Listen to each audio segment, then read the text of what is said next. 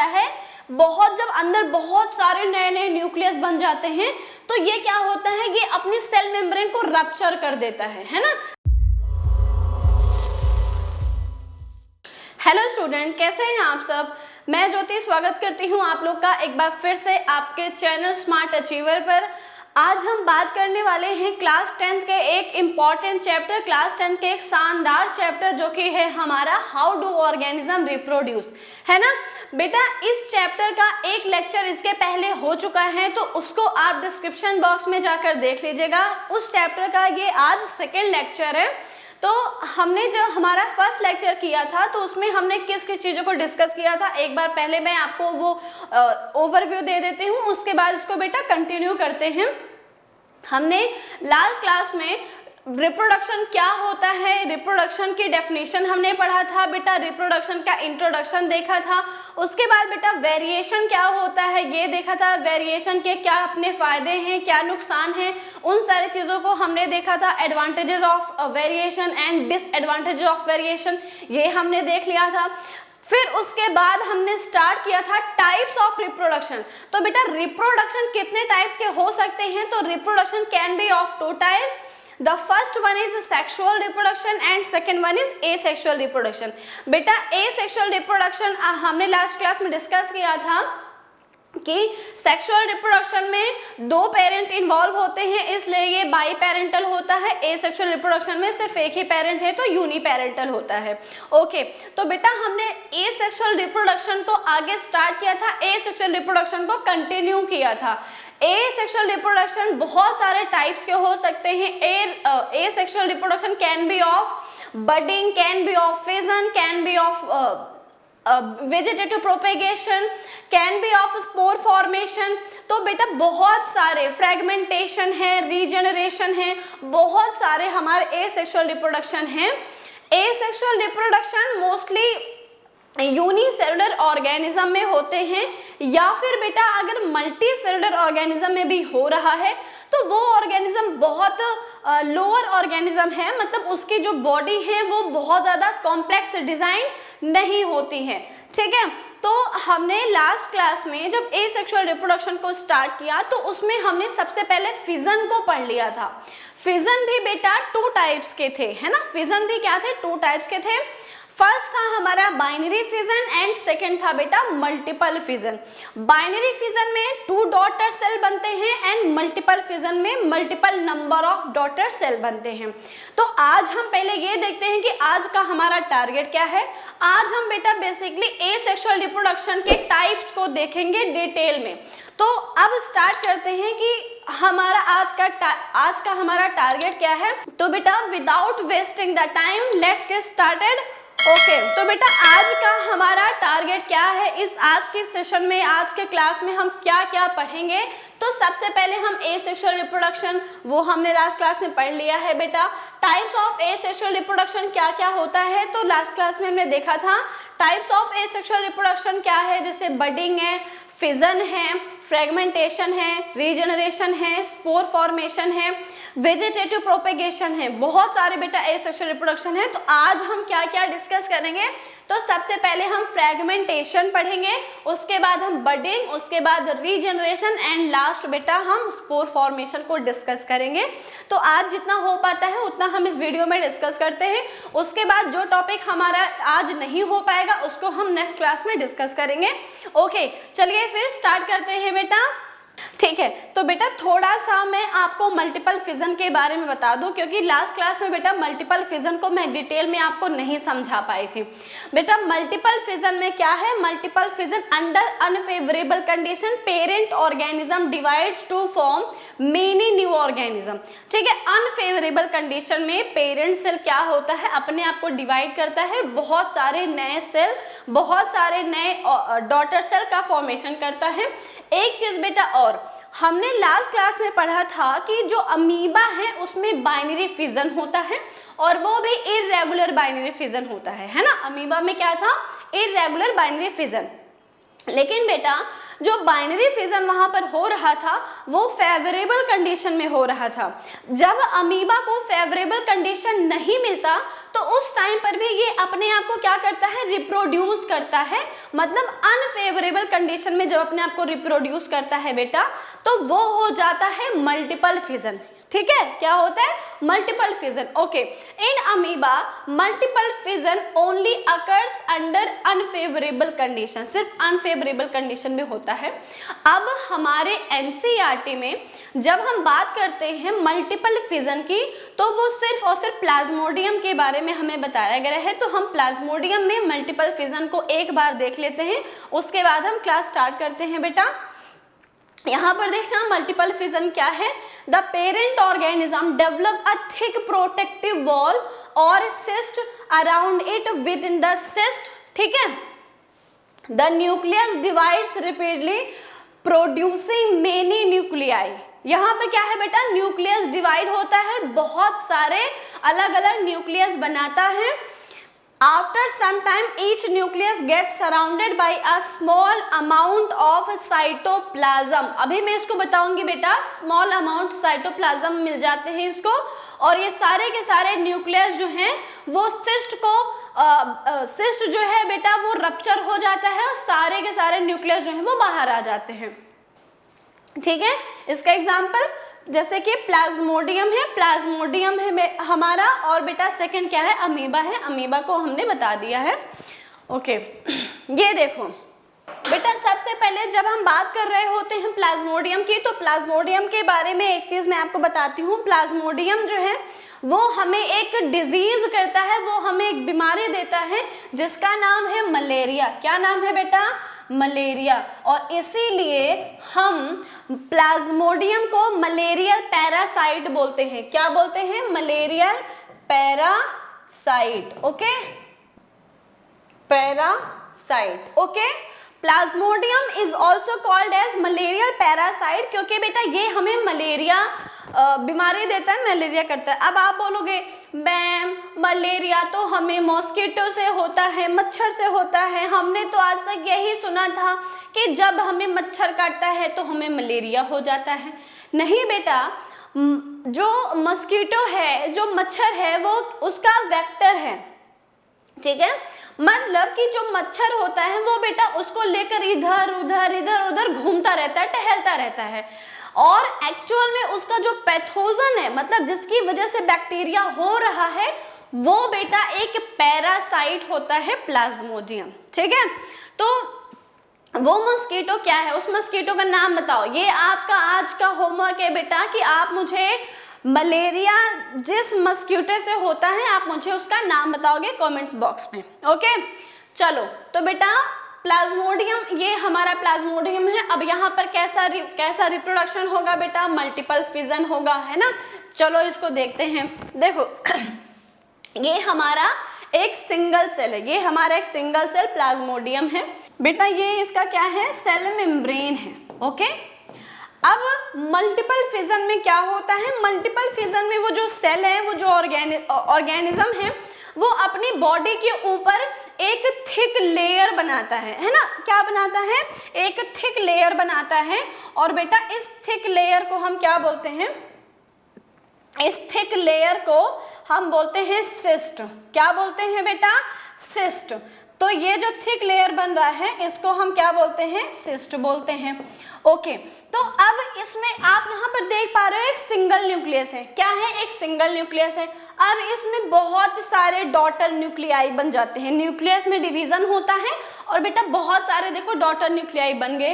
अब जब डॉटर जो न्यूक्लियस बन जाते हैं उसके कॉर्नर पे क्या हो जाता है, उसका साइटोप्लाज्म भी धीरे धीरे क्या बन जाता है, साइटोप्लाज्म बन जाता है। फिर एक टाइम ऐसे आता है जब प्लाज्मोडियम बोलता है भाई अब मैं तुम लोग को नहीं बर्दाश्त कर पाऊंगा, है ना। ये जो सिस्ट है बेटा, ये जो इसका सेल मेम्ब्रेन है, ये क्या होता है, बहुत जब अंदर बहुत सारे नए नए न्यूक्लियस बन जाते हैं तो ये क्या होता है, ये अपनी सेल मेम्ब्रेन को रप्चर कर देता है ना। सेल मेम्ब्रेन बेटा जैसे ही रप्चर हो जाएंगे सारे के सारे जो न्यूक्लियस और सारे के सारे जो साइटोप्लाज्म बन गए हैं बेटा वो सब बाहर आ जाते हैं। ठीक है, तो ये क्या हो गया, ये हमारा मल्टीपल फिजन हो गया। चलो क्या है, ये मल्टीपल फिजन है। कि जो हमारा एक लीशमैनिया है या फिर अमीबा है, वहां पर भी क्या होता है, फिजन होता है, वहां पर भी क्या है, फिजन है। और बेटा जो प्लाज्मोडियम है इसमें भी क्या है, फिजन होता है। बट इन दोनों में क्या डिफरेंस है, इन दोनों में क्या अंतर है, तो यहाँ पर हम देखेंगे difference between binary fission and multiple fission, है ना। बाइनरी का मतलब क्या है बेटा, बाइनरी का मतलब क्या है, बाइनरी मतलब टू डॉटर सेल, क्या है बेटा, टू डॉटर सेल, है ना। एंड बेटा मल्टीपल का मतलब क्या है, बहुत सारे या फिर मल्टीपल डॉटर सेल, क्या है, मल्टीपल डॉटर सेल। ओके, कोई प्रॉब्लम, ठीक है। चलो तो अब हम देखते हैं कि अमीबा या लीशमैनिया और प्लाज्मोडियम, लीशमैनिया अमीबा, अब हम देखते हैं कि अमीबा और प्लाज्मोडियम के रिप्रोडक्शन में या फिर इनके फिजन में क्या अंतर है, क्या डिफरेंसेस हैं, ठीक है। तो बेटा यहाँ पर देखना जरा, देखो in binary fission the parent organism, in binary fission the parent organism split into two daughter nuclei. Binary का मतलब क्या है, टू, तो टू डॉटर न्यूक्लियाई बनता है। Multiple fission, the multiple fission is the spontaneous division of the parent body into many daughter individuals, ठीक है, बहुत सारे बेटा अलग अलग इंडिविजुअल बन जाते हैं, ठीक है। Okay, it occurs during favourable condition, बेटा बाइनरी फिजन जो है वो फेवरेबल कंडीशन में होता है, इसीलिए आपको याद है मैंने अभी आपको कुछ देर पहले बताया था बेटा कि जो अमीबा है वो फेवरेबल कंडीशन में बाइनरी फिजन करता है ना, लेकिन जब कंडीशन अनफेवरेबल हो जाती है तो उस टाइम पर वो मल्टीपल फिजन करता है। कैसा फिजन करता है, मल्टीपल फिजन करता है।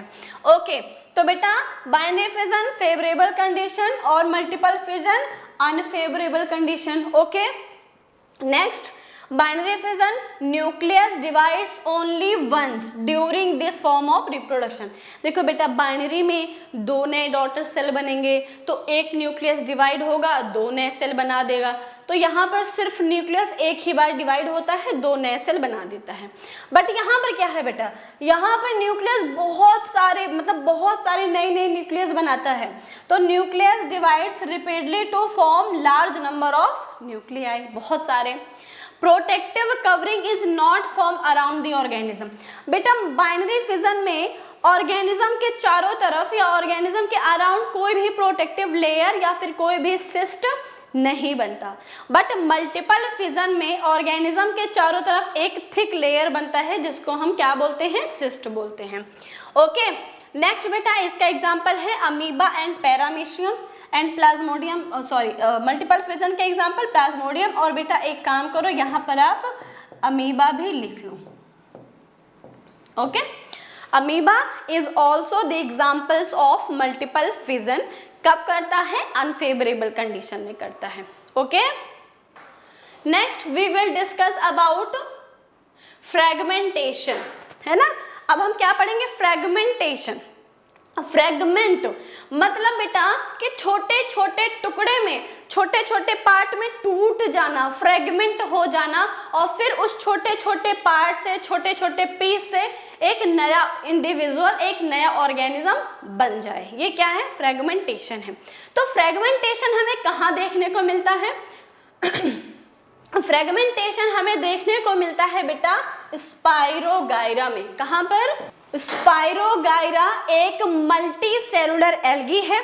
सबसे पहले तो स्पाइरोगाइरा क्या है बेटा, स्पाइरोगाइरा एक मल्टी सेलुलर एल्गी होता है, ठीक है। और कहाँ देखने को मिलता है हमें स्पाइरोगाइरा बेटा एक्वाटिक मतलब पॉन्ड्स में, लेक्स में या फिर रिवर्स में, यहाँ पर जहाँ पर पानी रुका हुआ है वहाँ पर हमें स्पाइरोगाइरा देखने को मिलता है। ये एक ग्रीन फिलामेंटस एल्गी है। कैसा है, ग्रीन फिलामेंटस एल्गी है, मतलब फिलामेंट्स में होते हैं। जैसे ये देखो, ये एक फिलामेंट ये है ना, ये देखो बेटा, ये इसका एक फिलामेंट ये है, एक फिलामेंट इसका ये है, ठीक है। तो फिलामेंटस होता है ग्रीन फिलामेंटस एल्गी, एंड बेटा ये कैसा होता है, ये होता है यूकैरियोटिक। यूकैरियोटिक का मतलब इसके जो सेल हैं वो फुली डेवलप्ड होते हैं, फुली मैच्योर होते हैं। ओके, तो स्पाइरोगायरा इज अ यूकैरियोट्स। कैसा है बेटा, यूकैरियोट्स है। अब यहाँ पर देखो क्या होता है, यहाँ पर इसके ये एक सिंगल सेल है, ये एक सिंगल सेल है और ये बेटा एक दूसरा सेल है। अब क्या होगा, इस स्पाइरोगायरा के जो बॉडी है ये बेटा डिफरेंट डिफरेंट फ्रेगमेंट्स में टूट जाता है। ये देखो, ये एक फ्रेगमेंट, ये एक फ्रेगमेंट, ये एक फ्रेगमेंट, क्या हो गया, एक स्पाइरोगायरा के तीन तीन फ्रेगमेंट्स बन गए। ठीक है। अब फिर एक टाइम पर क्या होगा, ये जो एक फ्रेगमेंट बना है इस फ्रेगमेंट में डेवलपमेंट होगा, इस फ्रेगमेंट में डिवीजन होगा, है ना। क्या होगा, डिवीजन। कौन सा डिवीजन होगा बताओ मुझे। तो बेटा यहाँ पर डेवलपमेंट हो रहा है और जहाँ पर डेवलपमेंट एंड ग्रोथ होता है वहां पर हमेशा माइटोसिस सेल डिवीजन होता है। तो इसका मतलब ये है कि यहाँ पर कौन सा सेल डिवीजन होगा, माइटोसिस सेल डिवीजन होगा। और बेटा धीरे धीरे धीरे धीरे इस स्पाइरोगायरा में ग्रोथ हो जाएगी और एक नया फुल्ली मैच्योर्ड स्पाइरोगायरा बन जाता है। ओके, तो बेटा एक स्पाइरोगायरा फुल्ली मैच्योर स्पाइरोगायरा है, ये अपनी बॉडी को डिफरेंट डिफरेंट पीसेस में, डिफरेंट डिफरेंट फ्रेगमेंट्स में तोड़ देता है और फिर वो डिफरेंट फ्रेगमेंट्स क्या हैं, एक नए फुल्ली मैच्योर्ड स्पाइरोगायरा में स्पाइरोगायरा बना देते हैं, एक नया इंडिविजुअल बन जाता है। ओके, तो ये क्या है बेटा, ये हमारा है फ्रेगमेंटेशन की प्रोसेस। तो हमने इसको डिस्कस कर लिया है। नेक्स्ट अब हम बात करते हैं, चलो तो बेटा फ्रेगमेंटेशन के बाद हम डिस्कस करेंगे रीजनरेशन क्या होता है। आप देखो, री मतलब फिर से, जनरेशन का मतलब बन जाना, जनरेट हो जाना, है ना, रीजनरेट हो जाना। तो बेटा रीजनरेशन का मतलब क्या है, रीजनरेशन का मतलब the ability of a living organism to regenerate the lost body parts. ठीक है, regenerate the lost body parts by repeated cell division called as regeneration. अब बेटा मतलब ये है कि एक ऑर्गेनिज्म है, कोई एक लिया है लिविंग ऑर्गेनिज्म है, इसके बॉडी पार्ट्स क्या होते हैं, मतलब इसने क्या किया, आपने किसी बॉडी पार्ट को लूज कर दिया है तो ये क्या करेगा, इसके पास एक स्पेशल पावर होती है, इसके पास एक अलग शक्ति होती है कि ये क्या करता है, ये उस पार्ट में जहां से कोई एक पार्ट टूटा है बेटा, उस पर्टिकुलर पार्ट में क्या करता है, सेल डिवीजन करता है और वहां पर उस ऑर्गन्स को रीजनरेट कर लेता है, उस पार्ट को रीजनरेट कर लेता है।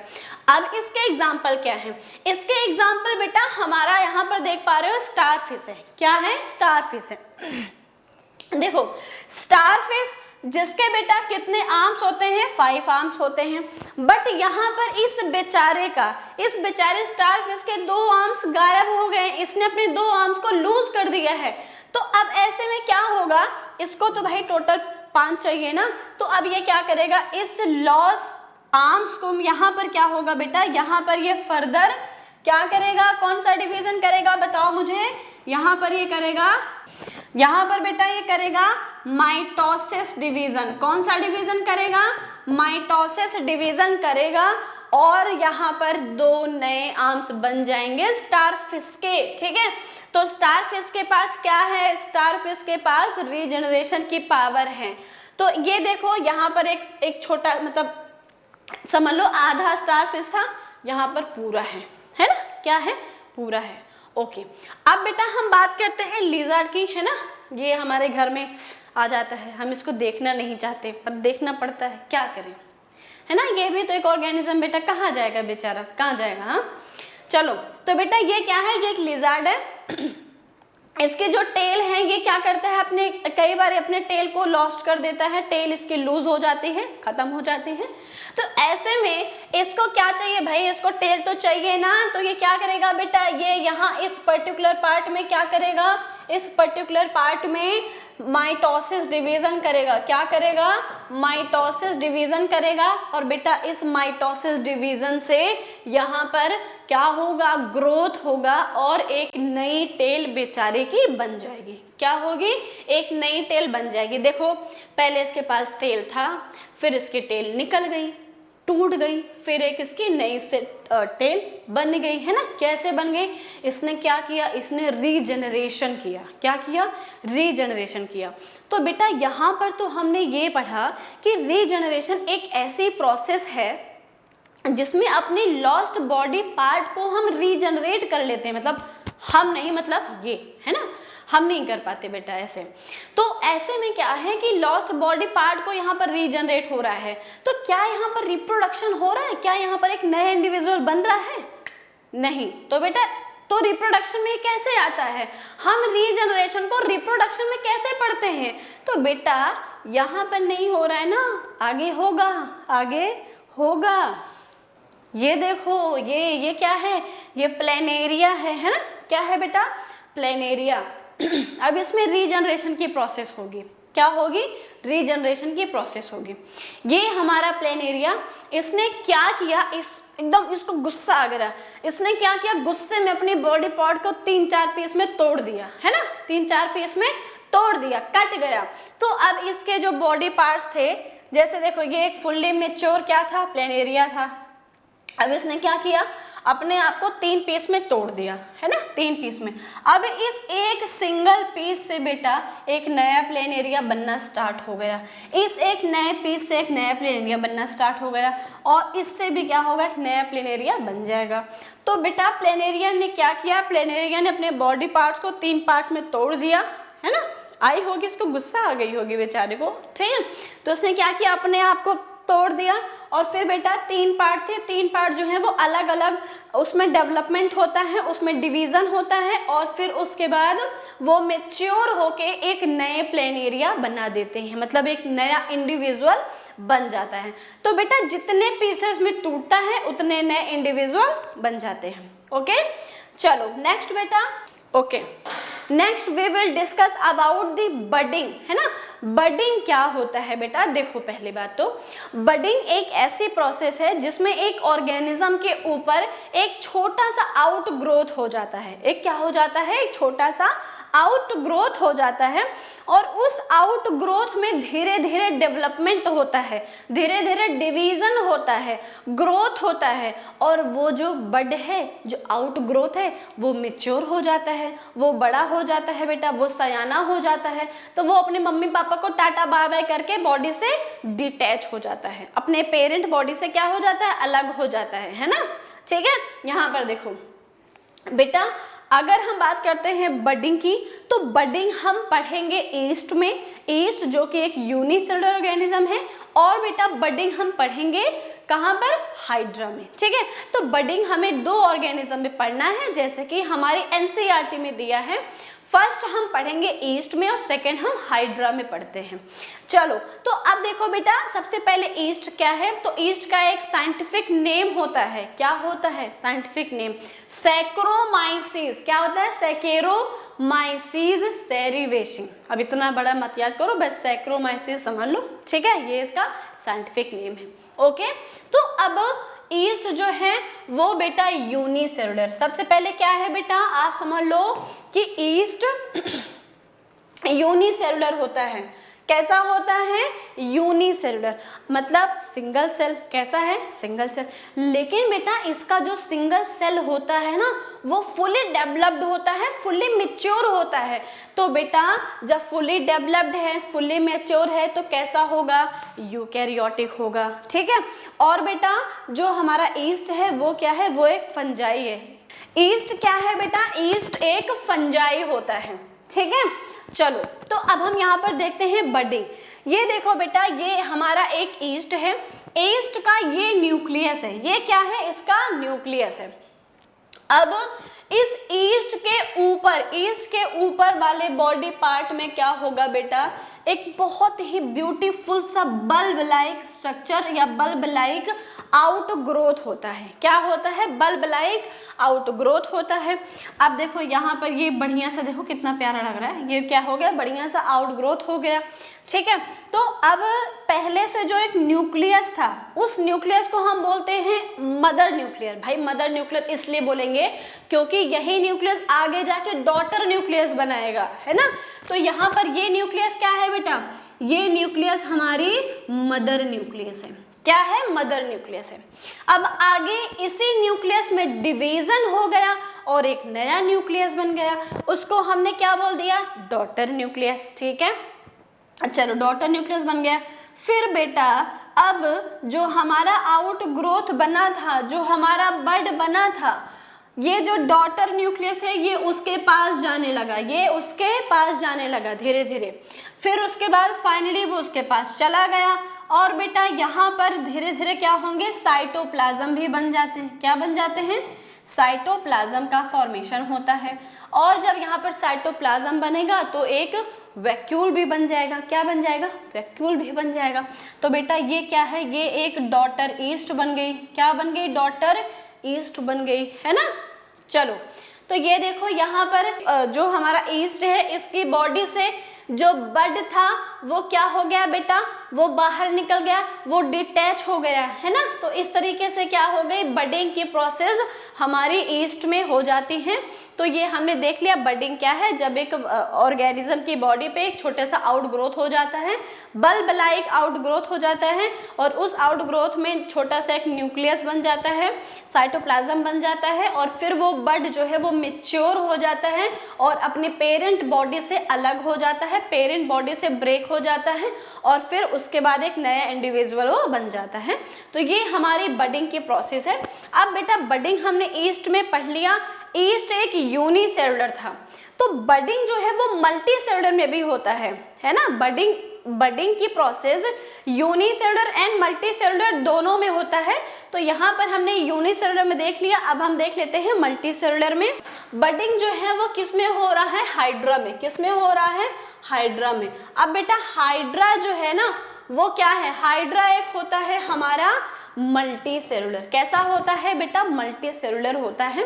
एक्वाटिक एनिमल है, वाटर में रहता है, बहुत मतलब देखो बेटा ये आपको इतना बड़ा यहाँ पर दिख रहा है ना, ये हमको इतना बड़ा एक प्लांट सा दिख रहा है बेटा। एक्चुअल में पता है ये इलेक्ट्रॉन माइक्रोस्कोप से भी हमें इतना ज्यादा क्लियर नहीं दिखेगा।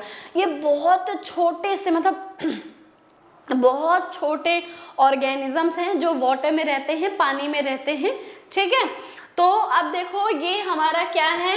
और बेटा मल्टी सेलुलर है, और इसके जो सेल होते हैं, इस हाइड्रा के जो सेल होते हैं वो बहुत ही ज़्यादा मैच्योर होते हैं। मतलब कि इसके जो सेल हैं वो कंप्लीटली डेवलप्ड हैं, फुल्ली मैच्योर हैं।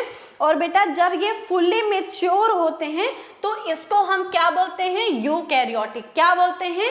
यूकैरियोटिक। ओके, तो ये देखो अब हम यहाँ पर देखते हैं बडिंग। ये एक हाइड्रा है, और बेटा इसके प्रोसेस को, ये जो निकला हुआ है इसको हम बोलते हैं टेंटिकल्स। क्या बोलते हैं? टेंटिकल्स। ठीक है, अब देखो ये एक हाइड्रा है, इसकी बॉडी में बल्ब लाइक एक आउट ग्रोथ हो गया, छोटा सा, बड़ा देखो नन्ना मुन्ना सा प्यारा सा, है ना, ये ग्रोथ हो गया, आउट ग्रोथ।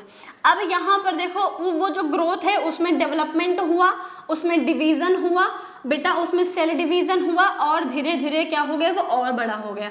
और बेटा जैसे जैसे वो और बड़ा होने लगा इसमें भी क्या आने लगे? तो बेटा इसमें भी टेंटिकल्स आ गए। इसमें भी क्या आ गए? टेंटिकल्स आ गए। ओके, अब धीरे धीरे धीरे देखो ये बड़ा हो रहा है, यहाँ पर भी बेटा और ज़्यादा इसमें ग्रोथ हो गई, डेवलपमेंट हो गया।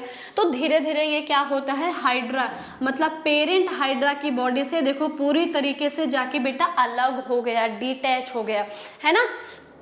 अब बोल रहा है मैं जा रहा हूँ मम्मी, मैं जा रहा हूँ मम्मी अपनी ज़िंदगी जीने। तो ये बोलता है बेटा चल ठीक है जा सिमरन तू जी ले अपनी ज़िंदगी, क्योंकि बेटा ये सिमरन ही है, सिमरन नहीं होगा, ये क्या है?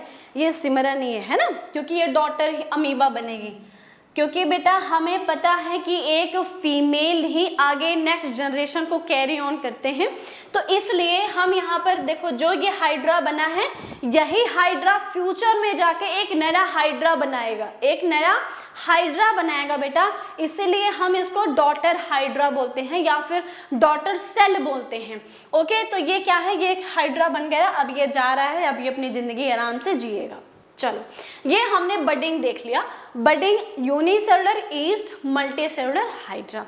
ओके, अब बेटा एक चीज और, हाइड्रा में रीजनरेशन भी होता है, हाइड्रा में क्या होता है, रीजनरेशन की प्रोसेस भी होती है, हाइड्रा में बेटा रीजनरेशन भी होता है। रीजनरेशन क्या है वो आपने पढ़ लिया है बेटा, हाइड्रा जो है ये अपनी बॉडी को तोड़ देता है, हाइड्रा की जो बॉडी है वो डिफरेंट डिफरेंट पीसेस में टूट जाती है और एक नए पीस से नया इंडिविजुअल बन जाता है।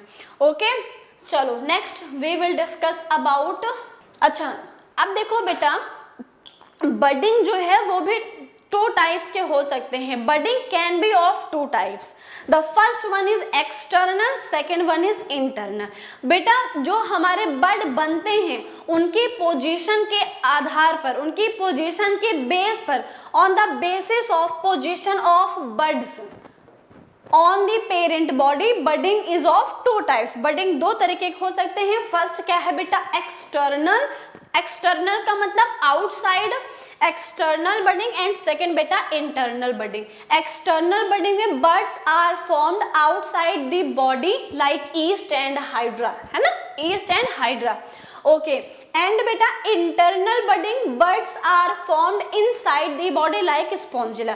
स्पॉन्जिला में भी क्या होता है बेटा, बडिंग रिप्रोडक्शन होता है और ये बर्ड जो है वो बॉडी के अंदर बनते हैं। ओके, तो on the position of budding, मतलब sorry, on the position of bud, budding can be of two type, external outside the body, parent के बॉडी के बाहर बनता है, एंड बेटा internal inside the body. Okay, चलो नेक्स्ट हम डिस्कस करेंगे, next we will discuss about the spore formation. What is the spore formation? बेटा क्या होता है, पहले तो हम ये देखते हैं कि स्पोर जहां पर बनता है वो कौन से ऑर्गेनिज्म होते हैं। तो बेटा स्पोर का फॉर्मेशन होता है राइजोपस में, और राइजोपस को हम ब्रेड मोल्ड भी बोलते हैं। क्या बोलते हैं बेटा? Bread mould. ब्रेड मोल्ड इसलिए बोलते हैं क्योंकि ये ब्रेड के ऊपर बनता है। किसके ऊपर बनता है? ब्रेड के ऊपर बनता है, इसलिए हमने इसको ब्रेड मोल्ड बोला है। चलो अब देखो राइजोपस क्या है, तो बेटा राइजोपस सबसे पहले तो एक फंगी होता है, ठीक है। उसके बाद मल्टी सेलुलर है, मतलब बहुत सारे सेल होते हैं इसके पास, और बेटा जो सेल हैं वो फुली डेवलप्ड होते हैं, तो इसलिए हम इनको क्या बोलते हैं? यूकैरियोटिक। कैसे हैं ये? यूकैरियोटिक है। सेकेंड है बेटा asexual reproduction by spore formation. Spore formation कैसे होता है? तो देखो जब हमारे घर में ब्रेड आता है, बहुत दिनों तक अगर वो ब्रेड रखा है, अगर यूज में नहीं आया, तो आप देखते हो उस ब्रेड के ऊपर ग्रेइश, मतलब लाइट ग्रे या फिर ब्राउन कलर के, ब्राउन तो नहीं वैसे तो ग्रे ही होते हैं मोस्टली, ब्राउन कलर के बेटा क्या हो जाते हैं, ऐसा कुछ आपको स्ट्रक्चर दिखाई देता है। ये रुको एक सेकेंड, ऐसा कुछ हमें स्ट्रक्चर दिखाई देता है बेटा। इस स्ट्रक्चर को जब हम इलेक्ट्रॉन माइक्रोस्कोप से देखेंगे तो हमें कुछ ऐसा दिखाई देगा, हमें ये स्ट्रक्चर दिखाई देगा।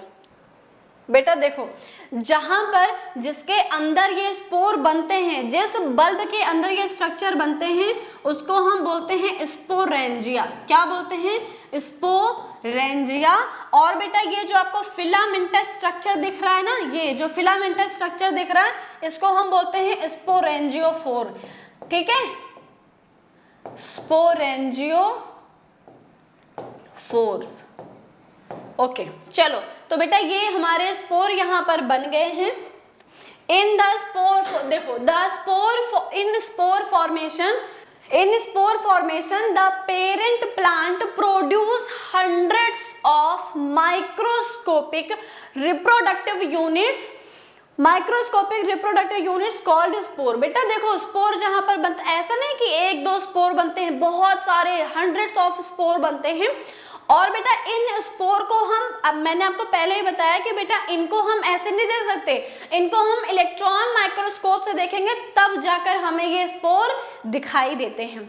ओके, तो हमें नेक्ड आई से ये नहीं दिखाई देंगे। तो in spore formation the parent plant produce hundreds of microscopic units called as spore.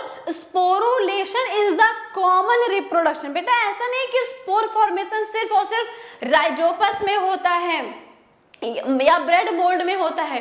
बेटा स्पोर फॉर्मेशन और भी ऑर्गेनिज्म में होता है, जैसे कि कुछ बैक्टीरिया हैं या फिर कुछ नॉन फ्लावरिंग प्लांट जैसे फर्न्स हैं एंड मॉसेस हैं। उसके बाद बेटा मशरूम होता है ना, वहां पर भी स्पोर फॉर्मेशन रिप्रोडक्शन होता है।